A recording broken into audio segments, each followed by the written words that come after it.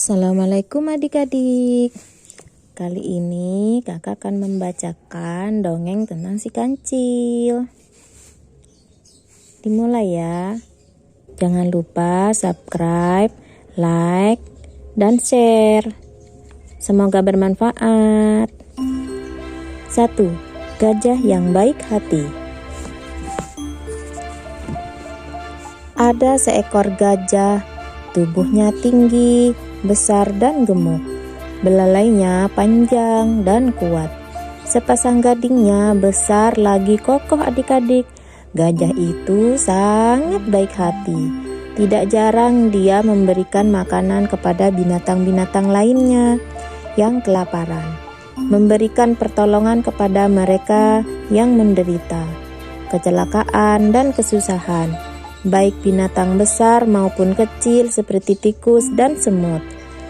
Pada suatu hari, gajah itu mengadakan perjalanan jauh berkeliling-keliling di hutan. Jangan lupa subscribe, like, dan share. Semoga bermanfaat. 1. Gajah yang baik hati.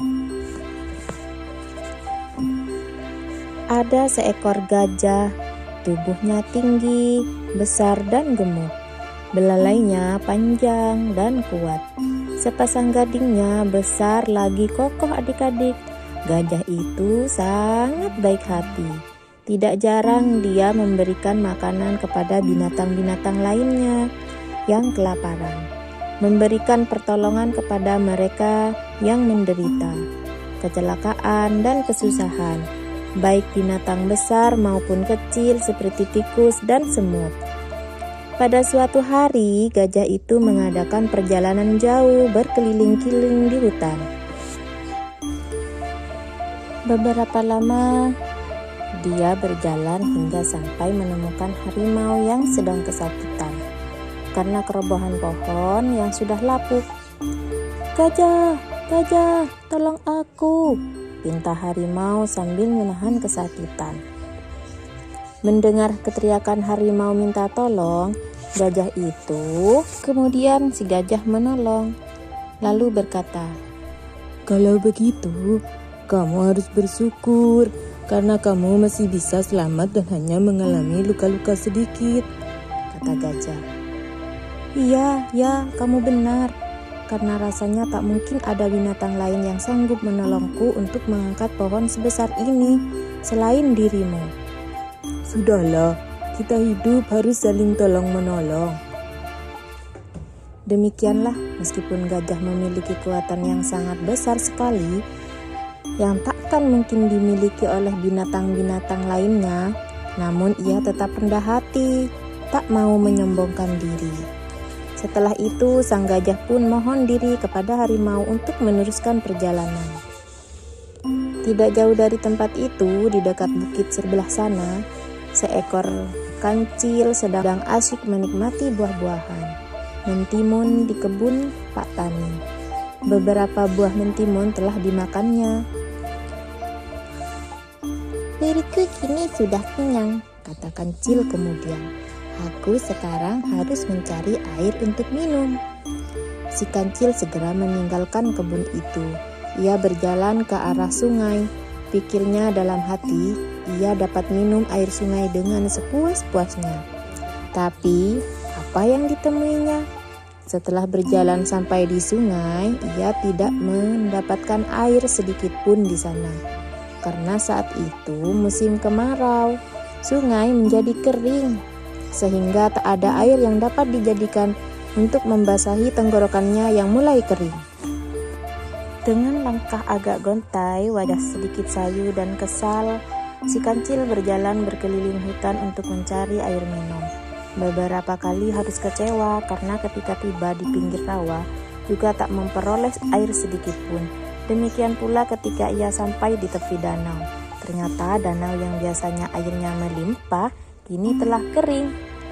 Satu-satunya yang belum dikunjungi oleh si kancil adalah sebuah kolam besar yang berada di tengah hutan.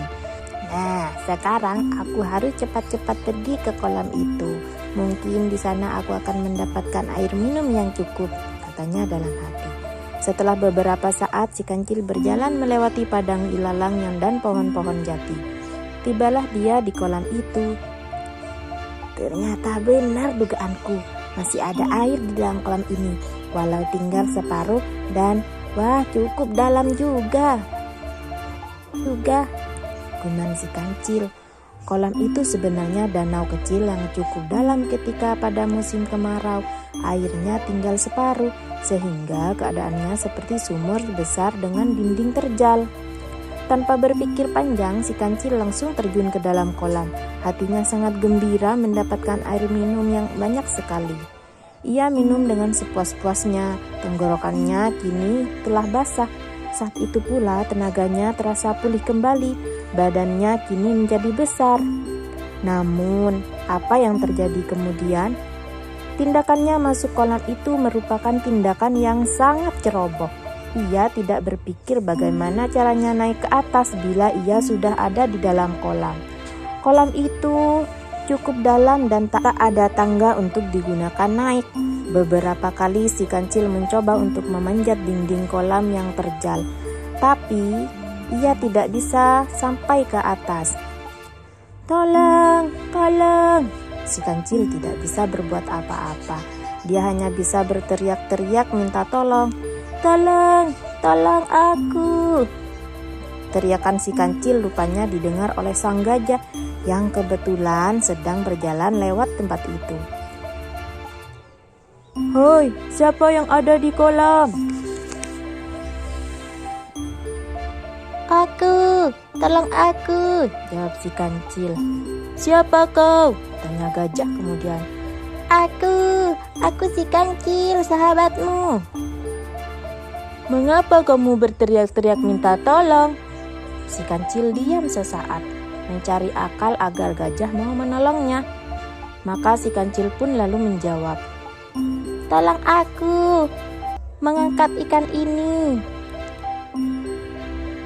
Apa kamu memperoleh ikan yang besar? Benar, aku memperoleh ikan yang sangat besar sekali. Tapi bagaimana caranya aku turun ke bawah? Tanya gajah. Sebaiknya kamu langsung terjun saja ke sini, sebab bila tidak cepat-cepat kamu turuni, nanti ikan ini lepas. Gajah merenung sejenak. Ia berpikir bisa saja ia turun, tapi bagaimana caranya ia naik lagi? Cil, mana ikan yang kau peroleh itu? Tanya gajah. Cepat, ada di sepasang kakiku, kata kancil. Kalau aku menolongmu, Cil, bagaimana nanti caranya aku naik dari dalam kolam yang dindingnya terjal ini? Kini kancil terdiam. Ia tak menyangka gajah dapat berpikir secerdik itu. Tidak seperti dirinya yang karena kehausan buru-buru terjun ke kolam tanpa memperhitungkan akibatnya. Kau hendak memanfaatkan aku ya, Cil? Hendak menipuku untuk kepentingan dan keselamatanmu sendiri? Tanya gajah. Kancil terdiam. Kamu memang harus diberi pelajaran, Cil, kata gajah sambil berjalan meninggalkan tempat itu. Waduh Pak Gajah, tolong aku. Gajah sepertinya tak mendengar teriakan kancil. Kancil putus asa.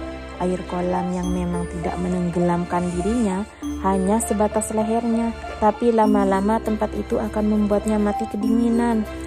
Ampun, tolong. Hingga menjelang sore tak ada binatang yang mendengar teriakan kancil. Kancil sudah hampir mati kaku karena kedinginan. Aduh celaka, aku benar-benar akan mati di tempat ini. Kancil benar-benar ngeri membayangkan akhir hidupnya di tempat itu. Lalu kancil berteriak keras-keras, Hai langit dan bumi, hai seluruh binatang yang ada di hutan, aku bersumpah, aku tidak akan memanfaatkan binatang lain untuk kejahilan maupun kepentinganku sendiri. Kecuali...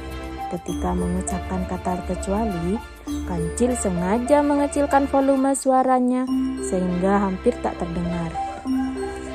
Tak disangka gajah tiba-tiba muncul di tepi kolam. Kiranya gajah sejak tadi sudah berada di tempat itu.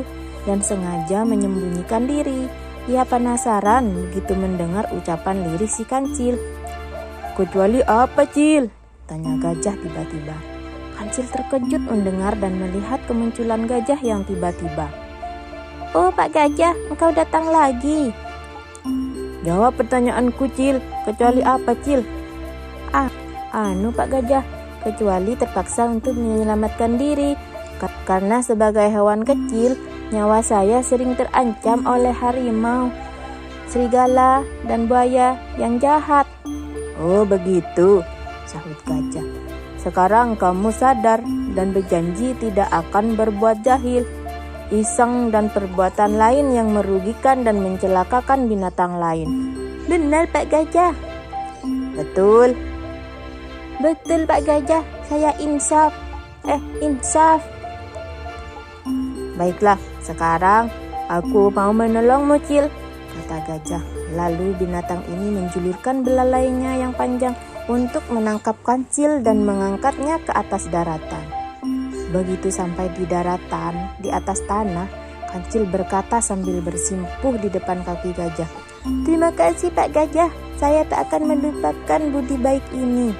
Sejak itu kancil menjadi binatang yang baik, tidak lagi berlaku iseng seperti dilakukannya pada beruang, binatang-binatang lain. Nah, begitu ceritanya adik-adik. Jangan lupa subscribe, like, dan share ya adik-adik.